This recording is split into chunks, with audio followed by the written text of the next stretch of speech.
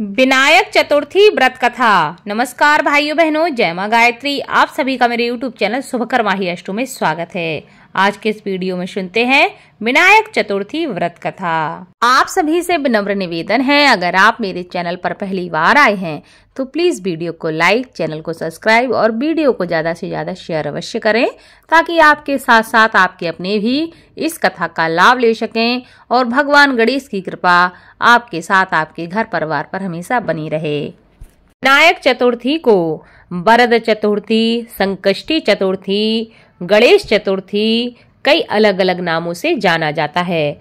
इस व्रत को भगवान गणेश की कृपा प्राप्ति के लिए मनुष्य को रखना चाहिए। माना जाता है कि जो भी मनुष्य इस व्रत को करते हैं उनके जीवन के संकट, उनके जीवन की विघ्न बाधाएं अपने आप ही समाप्त हो जाते हैं और सभी प्रकार की मनोकामनाएं पूरी होती हैं। इस व्रत को संकष्टी गणेश चतुर्थी के नाम से भी जाना जाता है। यह महीने में 2 बार पड़ता है। इसे कई जगह वरद चतुर्थी भी कहते हैं तो कहीं संकष्टी गणेश चतुर्थी या विनायक चतुर्थी भी कहते हैं। इस व्रत के अलग अलग नाम हैं। जो शुक्ल पक्ष में चतुर्थी पड़ती है उसको विनायक चतुर्थी कहते हैं। जो कृष्ण पक्ष में चतुर्थी पड़ती है उसको संकष्टी गणेश चतुर्थी के नाम से जाना जाता है। एक समय की बात है, एक बार भगवान शिव और माता पार्वती नर्मदा नदी के किनारे बैठे हुए थे। तभी माता पार्वती ने कहा कि क्यों ना चौपड़ खेला जाए। भगवान शिव ने भी सहमति दे दी, लेकिन परेशानी यह थी कि इस खेल की हार जीत का फैसला कौन करेगा। उसी समय भगवान शिव ने एक तिनके मात्र से ही एक पुतला बनाया और उसमें प्राण प्रतिष्ठा कर दी। उन्होंने उस पुतले से कहा कि हम तो चौपड़ खेल रहे हैं, लेकिन हार और जीत का फैसला करने वाला यहाँ कोई नहीं है, तो तुम्हें बताना होगा कि आखिर कौन खेल जीता है और कौन खेल में हारा है। भगवान शिव और माता पार्वती ने चौपड़ खेलना प्रारंभ कर दिया। 3 बार बाजी हुई और तीनों बार माता पार्वती ही खेल में विजयी रहीं। लेकिन जब उससे पूछा गया कि कौन जीता है तो उसने महादेव का नाम ले लिया। यह सुनकर माता पार्वती बहुत ही क्रोधित हो गईं। उन्होंने उस बच्चे को लंगड़ा होने का और कीचड़ में पड़े रहने का श्राप दे दिया। बच्चे ने माता से माफी मांगी और कहा कि उससे अज्ञानवश ऐसा हुआ है, इसमें उसका कोई द्वेष भाव नहीं था, मुझे क्षमा करें। बार बार माफी मांगने पर माता पार्वती को उस पर दया आ गई। इस पर माता ने कहा कि यहाँ नाग कन्याएं आती हैं और गणेश जी का पूजन करती हैं। जैसे वो कहें उसी के अनुसार तुम गणेश व्रत करना, इस तरह तुम मुझे प्राप्त कर सकोगे। इतना कहकर माता पार्वती और भगवान शिव कैलाश पर्वत पर लौट गए। ऐसे ही 1 वर्ष बीत गया।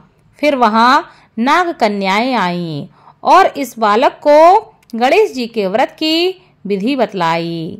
लगातार 21 दिन तक उस बालक ने इस व्रत को किया। उसकी श्रद्धा देखकर भगवान गणेश प्रसन्न हो गए।